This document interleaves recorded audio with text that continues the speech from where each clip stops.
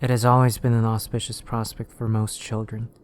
A new house means new neighbors, a new yard, new friends, and a new school. A new house for a boy of 9 means a new adventure. Well, at least until one has settled in. My parents and I decided to move due to a few contentious issues that had arisen in our previous town.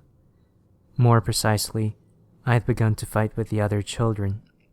Each time, I'd be sent to detention. My parents then called, and I would give a disingenuous excuse as to why I had started it in the first place. Every time was akin to acting out a scene from a script. Each line would be repeated on cue, and each time I'd be grounded accordingly. I must concede that at the time, I had no real reason for my behavior. At least, nothing beyond acting out for attention. Back then, I was merely a child yearning for more attention from my overworked parents. I knew no better. Unfortunately for me, the doctor my parents took me to believed he had an answer to my desperate behavior. ADHD, or better known as Attention Deficit Hyperactive Disorder, or so the man explained. I was then prescribed pills in which I had to take each morning before school. I ceased fighting and often slept during class, but my parents were grateful that they made looking after me less arduous. Nevertheless, I had already developed an indelible reputation with the other parents and was thus banned from everyone's house. In other words, I had no friends anymore. I don't think that this particular reason was behind my parents' decision to move, but it was my best guess at the time. My parents were middle-class workers, and therefore frugal when choosing the house. It was located out in the country with a rather luscious lawn almost endemic to the yard. The house itself was allocated in the center of this emerald grassland. Clearly it needed yard work, but to me, it was a jungle of opportunities. I remember spending that first day hunting down insects and lizards as well as any other creature I would notice during my cursory scan of the overgrown yard. The house itself was quaint and held no basement or upstairs floor. I had at least hoped for an attic, but was left despondent when I realized it was nothing more than a small insipid abode.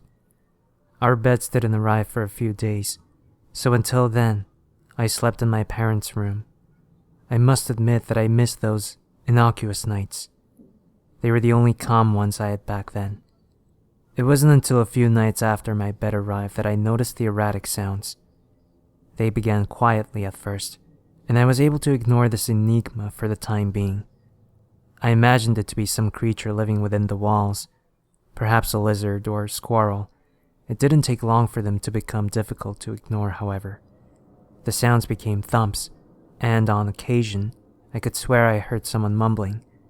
With no reason to believe this enigma to be malevolent, I continued to ignore them up until the footsteps.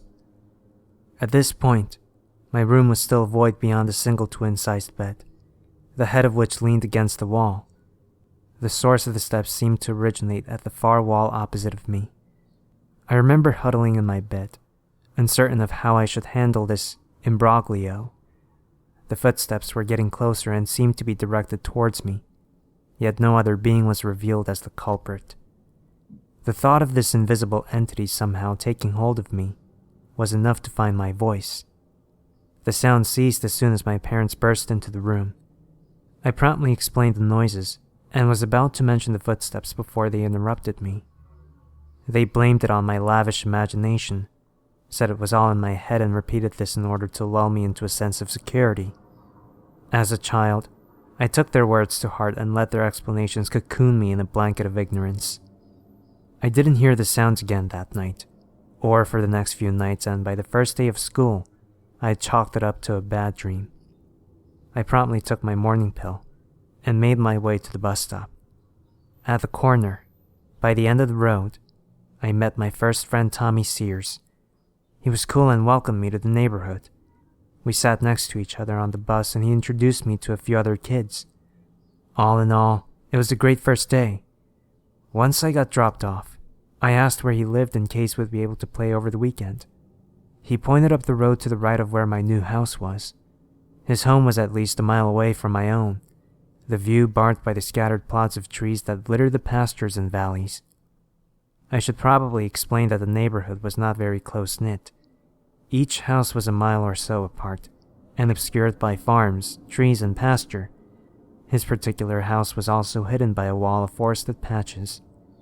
We said our goodbyes, and I mentioned my implicit friend to my parents, who approved of my new social life. By that night, I felt none of my inane fear from before. That didn't last long. The sound started again, this time more prominent. The murmurs, though indecipherable, were louder. They fell silent once the thumping began.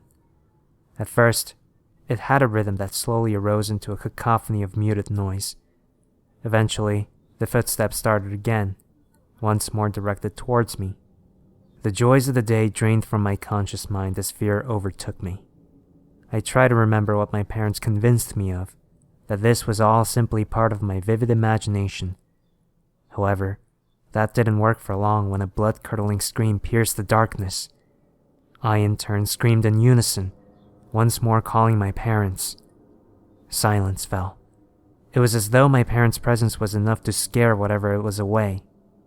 I was explicit this time, recounting every sound I heard since the first night. However, my insufferable parents refused to listen. Once more they tried to cool lies of ignorance. Once more they ignored my pleas. Our conversation turned tumultuous. Eventually, they threatened to ground me and left me alone in the darkness of my room. It was at that moment I had an epiphany. My parents couldn't help me.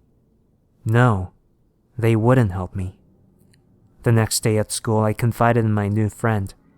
I didn't originally plan to go into strict detail and began with a vague description of the sounds, ending my explanation with, "But you know, it could just be a squirrel or something living in the walls. We did just move in after all." I expected him to make fun of me, possibly agree with the animal theory. Instead, he looked serious. "That's exactly what the last kid was talking about," Tom mumbled. "Who?" I asked, excited to elicit a possible explanation yet fearful of what he might say. Tom faced me with what looked like fear in his eyes. "I heard about a boy who used to live in that house years ago. He disappeared and his parents ended up moving away with his sister. Up until then, though, everyone said he complained about footsteps in his room." "Only in his room?" "According to my sister, his room was on the opposite side of the house from the living room. She said she'd been there before when the county was renovating it." My blood ran cold. He was talking about my room. I was afraid, but continued to question him for the rest of the lunch hour. By the time I arrived home, I'd come to a revelation. A family of 4 had lived in the house before use. Their son used to have the same room as mine and complained about footsteps every night before he disappeared. Before that, people in town speculated that the house was haunted by the first owners who had been brutally murdered in that room one night. Naturally, I asked my parents, but they merely shrugged it off and refused to look into the matter. It was frustrating, yet understandable. They never even bothered to watch television, let alone look into local rumors. A few nights after that, the sound started again. They seemed rather irascible this time. I was frightened, but as I lay there in my bed, prepared for the footsteps I'd come to expect, I resolved myself to not include my parents. Just as expected, the footsteps started. As they reached my bed once more, I braced myself for some unknown force. Instead, I heard another scream. This one was just as blood-curdling as the first time, yet higher pitched and guttural. I covered my ears to block it out, but it did little to help. Then suddenly it stopped, as though it were cut short. I listened intently for any further sounds, but none came for the rest of the night. After that experience, I came to learn that this thing could not cause harm. Rather, it was just there to frighten me. After a month, I became immune to the sounds. I got a fan to drown out the quieter ones, and would no longer bolt up in my bed at the screams. As expected, my parents never heard any of it. Another month, and I had developed a bond with Tom. He and I would explore the fields, trade scary stories, and make theories about what the ghost wanted from me. He seemed intrigued by the supernatural and showed me what he called a ghost truck at the edge of a nearby pasture. According to him, It would drive away of its own accord on random nights and reappear with blood on its seats. None of this was proven, though we did talk about someday camping out in the pasture to spy on it to see if it moved. We never did. Months went by. The sounds and the footsteps gradually began to decrease in frequency. Originally, I'd hear them 3 to 5 times a week, but now, they only occurred at random intervals. Not that I was complaining. Nonetheless, I never let Tom spend the night. I only ever went to his place. My parents never questioned this. After a year, the sound stopped altogether, and my parents had finally saved up enough money so that they could opt to buy a new house. Needless to say, I was relieved. We ended up moving to the other end of town. I'd have to ascertain a ride from Tom's parents in order to visit him outside of school from now on, but that was fine by me. Years have passed, and I've all but forgotten about that room. Tom and I still get in touch. We're currently both attending the same high school, and every now and then drift back onto the subject of the supernatural. I plan on getting my own apartment once I'm old enough, and I've taken an interest in cars, television, and girls. You may be wondering why I've bothered to tell any of this to you. Well, there's a reason. About a month ago, the house was being prepped for another renovation. We had been moved out for years and my parents still never bothered to watch the news. I did. What I learned was disturbing. Our old house has been closed to the public and is currently under investigation. It would seem that while the renovators were attempting to remove a supposedly dead animal from under the house, they had stumbled upon a cellar that had been blocked off by a hoard disguised as part of the outer wall. This cellar was small, but deep enough for standing room.